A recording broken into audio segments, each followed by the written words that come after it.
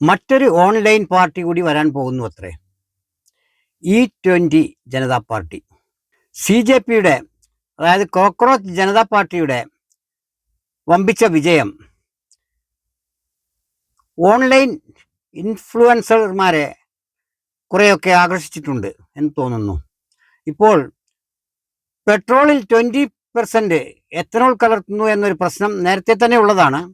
അത് വളരെ ചൂടുപിടിച്ച് വലിയ ചർച്ചയായിരിക്കുകയാണ് നാട്ടിൽ ഇപ്പോൾ. അതേ സംബന്ധിച്ച് ഗഡ്കരിയുടെ രാജി ആവശ്യപ്പെട്ടുകൊണ്ട് E20 ജനതാ പാർട്ടി എന്നൊരു ഇൻഫ്ലുവൻസർ ഗ്രൂപ്പ്, ഒരു സമ്മർദ്ദ ഗ്രൂപ്പ് ഉണ്ടാക്കാൻ പോകുന്നതായി കേൾക്കുന്നു. നീറ്റ് പരീക്ഷാ ചോദ്യപേപ്പർ ചോർന്നതുമായി സംബന്ധിച്ച് കേന്ദ്ര വിദ്യാഭ്യാസ മന്ത്രിയുടെ രാജി ആവശ്യപ്പെട്ടുകൊണ്ടാണ് CJP ആരംഭിച്ചതെങ്കിൽ E20 ജനതാ പാർട്ടിയുടെ ആരംഭം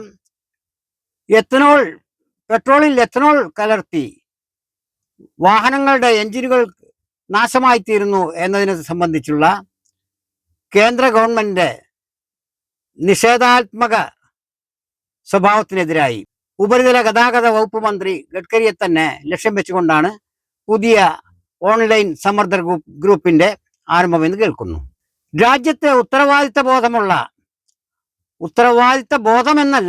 ഉത്തരവാദിത്തം കാണിക്കേണ്ട രാഷ്ട്രീയ പാർട്ടികൾ നിസ്സംഗരാവുകയോ നിസ്സഹായരാവുകയോ ചെയ്യുന്നിടത്തേക്കാണ് ഇത്തരം സോഷ്യൽ മീഡിയ ഇൻഫ്ലുവൻസർമാരുടെ രംഗപ്രവേശം എന്ന് കാണാം. കാരണം ഉത്തരവാദപ്പെട്ട രാഷ്ട്രീയ പാർട്ടികളോ പ്രധാന പ്രതിപക്ഷമോ രാജ്യത്തെ ഗുരുതരമായ പ്രശ്നങ്ങളിൽ ന്യൂട്രൽ അടിക്കുന്നു, നിസ്സഹായതയോ നിഷ്ക്രിയത്വമോ കാണിക്കുന്നു. ഈ സമയത്താണ് CJPയെ പോലെയുള്ള ഒരു നോൺ പൊളിറ്റിക്കൽ മൂവ്മെന്റ് ഇവിടെ പ്രസക്തമായി തീർന്നത്. അവരുടെ നിതാന്തമായ ആത്മാർത്ഥമായ പരിശ്രമം അവർക്ക് അവരുടെ പ്രഥമഘട്ട വിജയം നേടിക്കൊടുക്കുകയും ചെയ്തിട്ടുണ്ട്.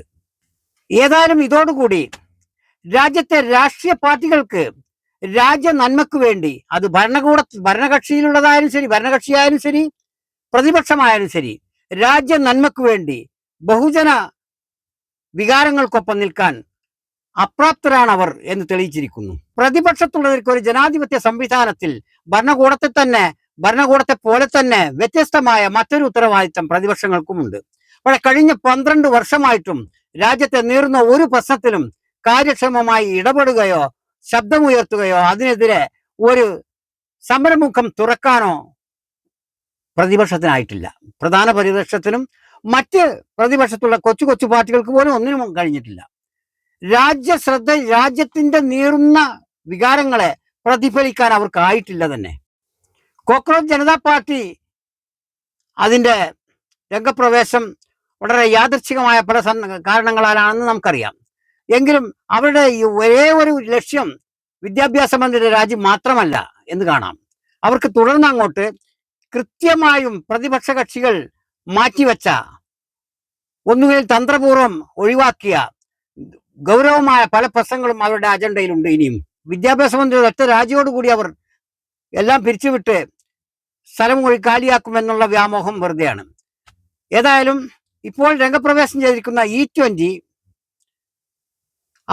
അവർ സ്വന്തമായി ഒരു സമ്മർദ്ദ ഗ്രൂപ്പ് ആരംഭിക്കുന്നതിനേക്കാൾ അവർക്ക് നമ്മുടെ CJPയുമായി കൂടിയാലോചിക്കാവുന്നതാണ്.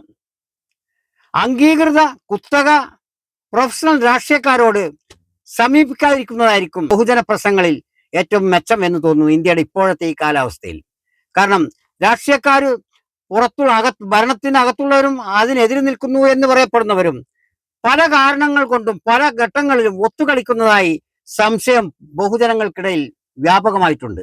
ഭരണകൂടത്തിന്റെ വേണ്ടാധീനങ്ങളെ എതിർക്കുന്നതിൽ പ്രതിപക്ഷത്തിന്റെ ഉദാസീനതയും അവരുടെ ഒഴിഞ്ഞുമാറലുകളും തീർച്ചയായും അതാണ് കാണിക്കുന്നത്. ഒരുപക്ഷെ അവരുടെ സ്വാർത്ഥമായ നിലനിൽപ്പിന്റെ പേരിലായിരിക്കാം.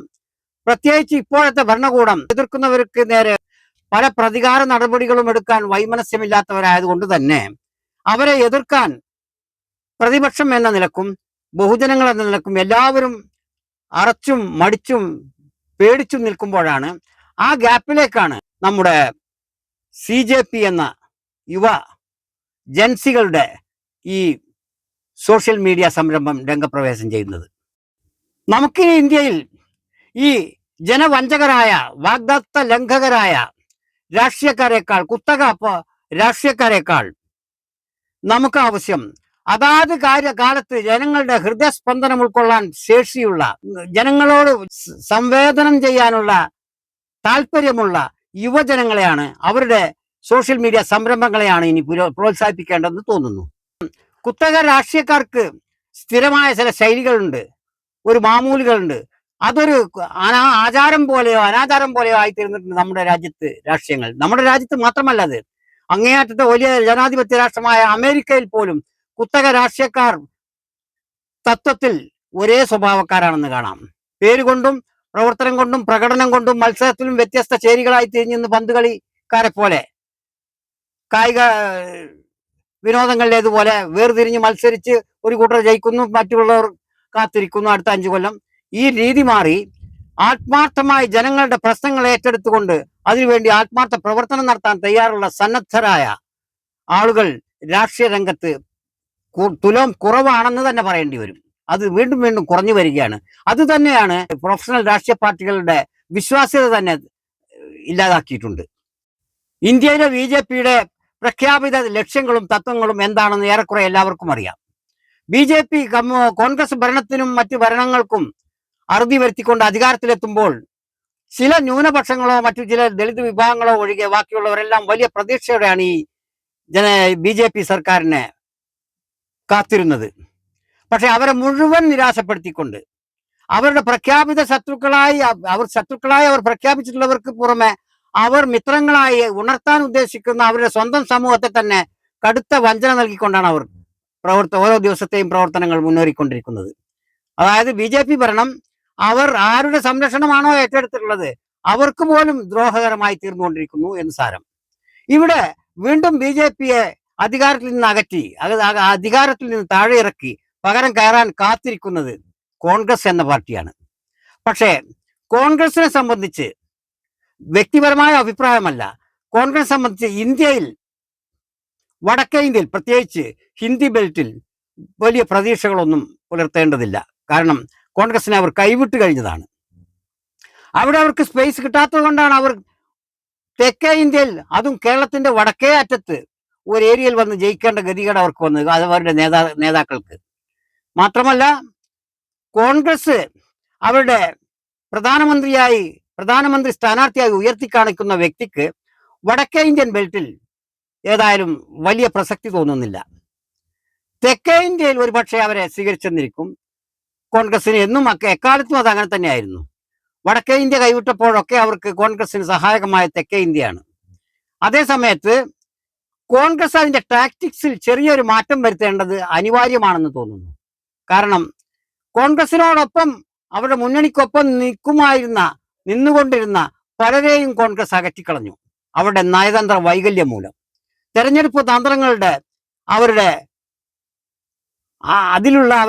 കഴിവുകേട് മൂലം അവർക്കൊപ്പം നിൽക്കേണ്ടിയിരുന്ന മതേതര കക്ഷികൾ പലതും കൂറുമാറി അപ്പുറത്തേക്ക് BJPയിലേക്ക് ചേക്കേറി അവരൊക്കെ അവരുടെ സ്ഥാനമാനങ്ങൾ നേടി ഭരണത്തിന്റെ രുചി ആസ്വദിച്ചുകൊണ്ടിരിക്കുന്നു.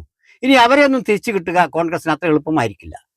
തിരിച്ച് കൂടെ നിൽക്കാൻ തയ്യാറുള്ള സന്നദ്ധതയുള്ള പലരെയും ചെറിയ പാർട്ടി എന്നോ മറ്റു രീതിയിലോ കോൺഗ്രസ് ഓരോ ദിവസവും അകറ്റിക്കൊണ്ടിരിക്കുകയാണ്.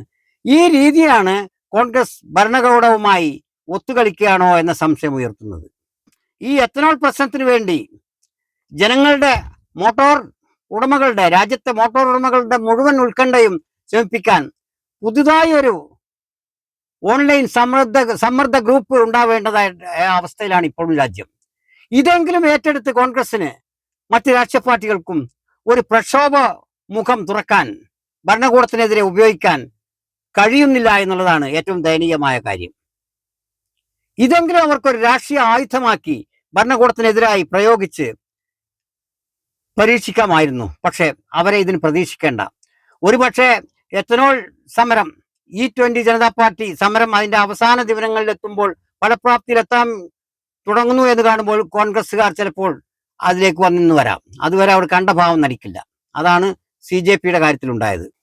നീറ്റിന്റെ കാര്യത്തിൽ ധർമ്മേന്ദ്ര പ്രധാനമാക്കിയതുപോലെ പെട്രോൾ എത്തനോൾ മിശ്രണത്തിന്റെ പേരിൽ ഗഡ്കരിയെ മാറ്റാൻ ആഗ്രഹിക്കുന്നത് പോലെ കേന്ദ്രത്തിലെ ഓരോ വകുപ്പ് മന്ത്രിമാർക്കെതിരെയും ഇതുപോലെ ഓരോ ആരോപണങ്ങൾ ഉന്നയിച്ച് അവരെയൊക്കെ സ്ഥാനഭ്രഷ്ടരാക്കാനുള്ള പദ്ധതി ആവിഷ്കരിക്കുന്നതിന് പകരം കാര്യക്ഷമമായ ഒരു കേന്ദ്ര ഭരണകൂടത്തിന് വേണ്ടിയുള്ള ബഹുജന പ്രക്ഷോഭങ്ങളാണ് നാം ആരംഭിക്കേണ്ടത്. ഓരോരോ മന്ത്രിമാരെയായി ലക്ഷ്യം വെച്ചുകൊണ്ട് അവരെ സ്ഥാനം മാറ്റി മറ്റൊരാളെ അതിനേക്കാൾ മോശപ്പെട്ട ഒരാളെ ആ സ്ഥാനത്ത് കയറ്റിയിരുത്തുന്നതിനേക്കാൾ ഭേദം ഗവൺമെന്റ് മൊത്തത്തിൽ അതിൻ്റെ രീതികൾ മാറ്റി കൂടുതൽ ജനക്ഷേമകരവും ബഹുജന ഫ്രണ്ട്ലിയുമായ ഒരു നയത്തിലേക്ക് അവരെ പരിവർത്തിപ്പിക്കാനുള്ള വല്ല പണികളും നോക്കുക. അതല്ലെങ്കിൽ അങ്ങനെയുള്ള ആശയങ്ങളുള്ള പ്രതിപക്ഷങ്ങൾ ആ രംഗത്ത് കയറിയിരിക്കാനുള്ള രാഷ്ട്രീയ പോരാട്ടങ്ങൾക്ക് രൂപം നൽകുക. ഇതാണ് ഇപ്പോഴത്തെ കാലം ആവശ്യപ്പെടുന്നത്. തെരഞ്ഞെടുപ്പുകളുടെ തന്നെ വിശ്വാസ്യത കളയുന്ന രീതിയിലാണ് ഈ കഴിഞ്ഞ വർഷങ്ങളിലെ തെരഞ്ഞെടുപ്പ് ഫലങ്ങൾ നമ്മുടെ മുമ്പിലെത്തിയത്. കാരണം ഇക്കാലത്ത് തെരഞ്ഞെടുപ്പുകളിൽ ബൂത്ത് പിടുത്തവും മറ്റ് അട്ടിമറികളും പല കാര്യങ്ങളും പണ്ടേ നിലനിൽക്കുന്നതാണെങ്കിലും ഈ അടുത്ത സമയത്തായി ടെക്നോളജിക്കൽ തലത്തിലേക്ക് അത് വളർന്ന് ഇന്ന് വോട്ടർമാരുടെ ആവശ്യമേ ഇല്ല എന്ന അവസ്ഥയിലെത്തി. ആരെ വേണമെങ്കിലും ജയിപ്പിക്കാം, തോൽപ്പിക്കാം ലോകത്തെ ടെക്നോളജിക്കൽ ഭീമന്മാരുടെ സഹായത്തോടെ എന്ന നില വന്നിരിക്കുന്നു എന്നും പറഞ്ഞു കേൾക്കുന്നു. നമ്മുടെ തെരഞ്ഞെടുപ്പ് വിജയങ്ങൾ അങ്ങനെ ഉണ്ടായതാണെന്നൊന്നും നമ്മൾ പറയുന്നില്ല. അങ്ങനെ പറയാനുള്ളൊരു ചങ്കൂറ്റം ഏതായാലും കോൺഗ്രസിന്റെ തലപ്പത്തുള്ള രാഹുൽ ഗാന്ധി കാണിച്ചെങ്കിലും അദ്ദേഹത്തിന് പോലും അതിനെ തുടർന്ന് അതുമായി ബന്ധപ്പെട്ട ഒരു ഫോളോ അപ്പ് നൽകാൻ, ഒരു തുടർ സമരങ്ങൾക്കോ പ്രക്ഷോഭങ്ങൾക്കോ ബഹുജന സമ്മർദ്ദങ്ങൾക്കോ അദ്ദേഹത്തിന് കഴിഞ്ഞില്ല എന്നുള്ളതാണ് വസ്തുത. അത് അദ്ദേഹത്തിന്റെ കഴിവുകേടാണോ, ആത്മാർത്ഥത കുറവാണോ, അതോ ഭരണകൂടവുമായി അവരുടെ ഈ തെരഞ്ഞെടുപ്പ് രീതിയുമായുള്ള സമരസപ്പെടലാണോ എന്നതാണ് ജനങ്ങളെ സംശയാലുക്കളാക്കുന്നത്. അത് തന്നെയാണ് ഭരണകൂടത്തോടുള്ള അത്ര തന്നെ സംശയം ഇന്ന് യുവജനങ്ങൾക്കും മറ്റുള്ളവർക്കും ബഹുജനങ്ങൾക്കും പ്രതിപക്ഷത്തോടുമുണ്ട് എന്നുള്ളതാണ് വസ്തുത. കാരണം രണ്ടു കൂട്ടരും അകറ്റി നിർത്തപ്പെടേണ്ടവരാണ് എന്ന ചിന്തയിൽ നിന്നാണ് ഇത്തരം സോഷ്യൽ മീഡിയ സാമൂഹ്യ കൂട്ടായ്മകൾക്ക് രൂപം കൊടുക്കാനുള്ള പ്രചോദനം ഉണ്ടാവുന്നത് എന്നുള്ളതാണ് വസ്തുത. ഇത് മനസ്സിലാക്കേണ്ടത് കുത്തക രാഷ്ട്രീയക്കാരാണ്. ഭരണത്തിലാവട്ടെ പ്രതിപക്ഷത്താകട്ടെ അവരുടെ ഭാവിയെയാണ് ഈ ചോദ്യം ചെയ്യുന്നത്. സോഷ്യൽ മീഡിയ ഇത്തരം പ്ലാറ്റ്ഫോമുകളിലൂടെ CJP ആയാലും E20 ജനതാ പാർട്ടി ആയാലും ഇവ ചോദ്യം ചെയ്യുന്നത് യഥാർത്ഥത്തിൽ കുത്തക രാഷ്ട്രീയക്കാരെയാണ് സത്യത്തിൽ. കാരണം അവർ ജനങ്ങളുടെ പ്രശ്നങ്ങൾ ഏറ്റെടുത്ത് പരിഹാരം കാണാൻ അപ്രാപ്തരാണെന്ന് തെളിയിച്ചു കഴിഞ്ഞിരിക്കുന്നു.